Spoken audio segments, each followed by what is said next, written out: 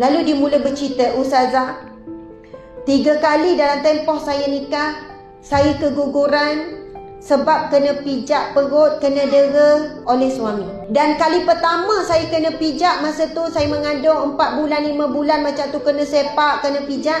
Saya keguguran, saya pergi buat report polis masa tu dan saya masuk hospital.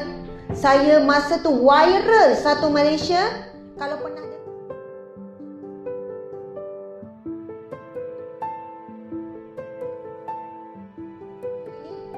ada seorang isteri datang jumpa saya dulu, pun rencana rumah tangga kan. Dan nikah hampir 30 tahun, datang nak mahu fasah. Bila jumpa depan saya, biasalah kita ni kan. Pertama kita akan tanya, "Puan kenapa? Dah tak boleh sabar ke?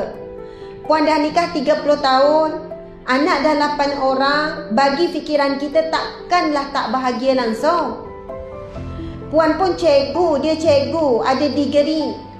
Kan anak-anak pun dah besar ha. Puan tak boleh ke bertahan saja demi anak-anak?" Dia terus menangis. "Ustazah, saya bertahan kerana anak-anak lah sampai hari ni saya boleh kahwin 30 tahun. Dan hari ini saya buat keputusan ni pun demi anak-anak." Saya kata, "Kenapa puan? Suami nak nikah lain lagi ke?" Biasa kita ni fikir-fikir macam tu lah. Mungkin kadang perempuan ni 30 tahun boleh sabar, tapi bila start suami tu buat perangai melibatkan perempuan lain, dia mula hilang kesabarannya. Lalu dia mula bercerita, "Ustazah, 3 kali dalam tempoh saya nikah, saya keguguran sebab kena pijak perut, kena dera oleh suami. Dan kali pertama saya kena pijak, masa tu saya mengandung 4 bulan, 5 bulan macam tu, kena sepak, kena pijak. Saya keguguran, saya pergi buat report polis masa tu dan saya masuk hospital.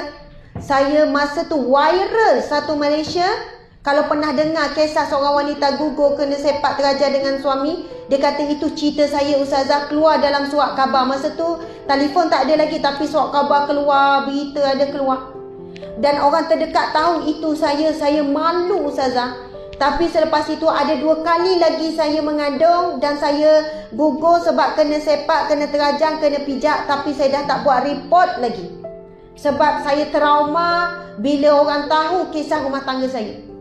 Tak tahu macam mana cerita tu bocor. Lepas tu dia cerita lagi, "Ustazah, biasa kalau suami saya nak marah, dia jiru saya dengan minyak gas tu kan. Lepas tu dia ugut dengan api, dia nak bakar saya hidup-hidup. Kalaulah ada benda yang tak kena, saya kena tidur depan rumah Ustazah tanpa saya sempat ambil tudung, ambil apa. Jiran-jiran lalu saya tidur kesejukan. Pagi besok baru dibuka pintu. Saya duduk tercongok hujung-hujung. Dan biasa Ustazah, saya ni kadang-kadang kena heret dengan rambut heret, kepala ni heret-heret, turun tangga jatuh-jatuh, dia terik lah. Bab maki hamun, sepak terajang, semua saya dah tempuh.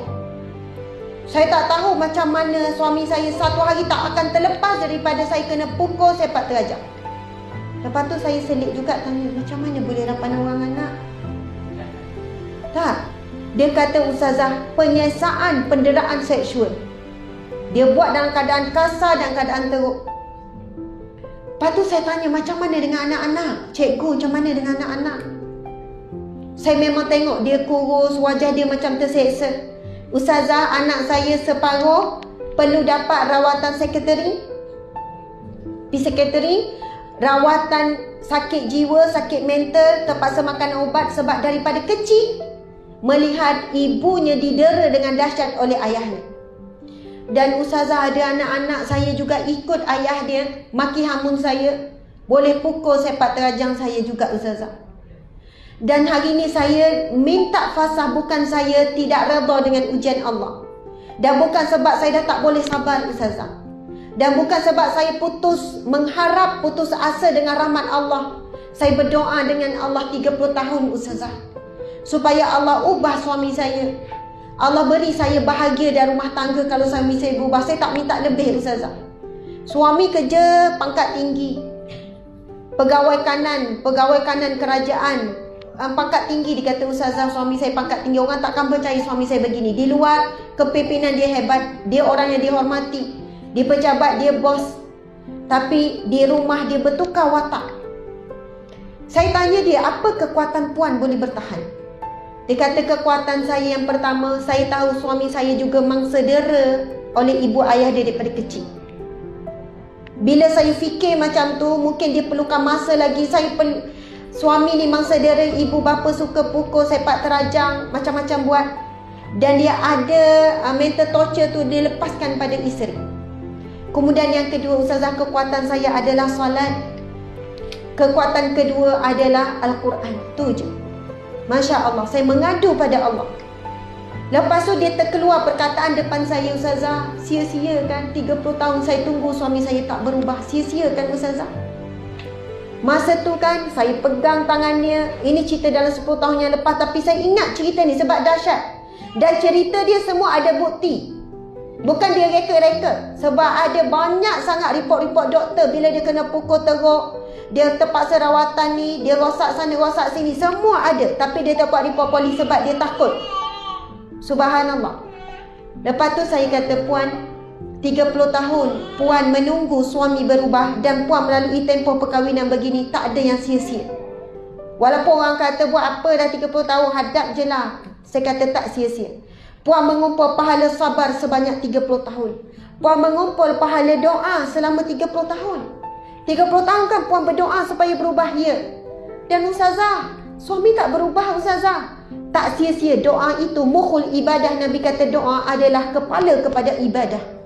Kalaulah Puan baru berdoa 2 hari, Allah tahu makbul. 2 hari je lah pahala berdoa. Tapi Puan berdoa 30 tahun. Doa 30 tahun itu akan diberi ganjaran oleh Allah. Walaupun ganjarannya bukan dengan cara Allah tunaikan di dunia, tapi Allah akan tunaikan di syurga. Allah berfirman, saya baca firman Allah depan dia.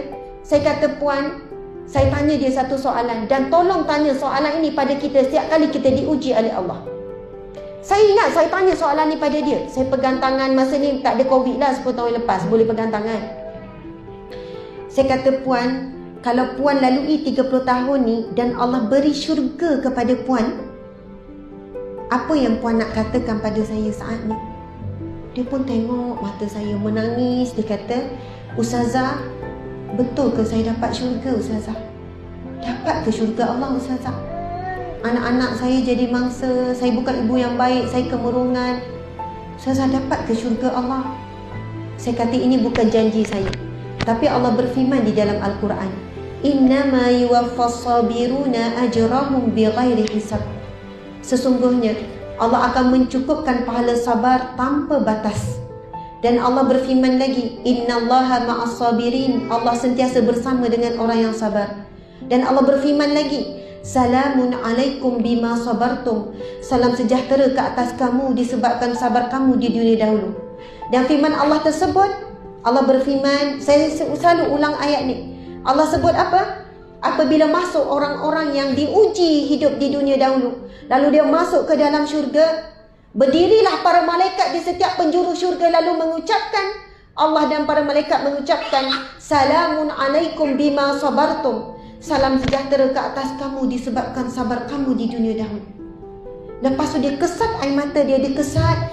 Dia duduk tegak, dia kata, Ustazah, andainya benar saya dapat syurga Allah, saya redha Ustazah.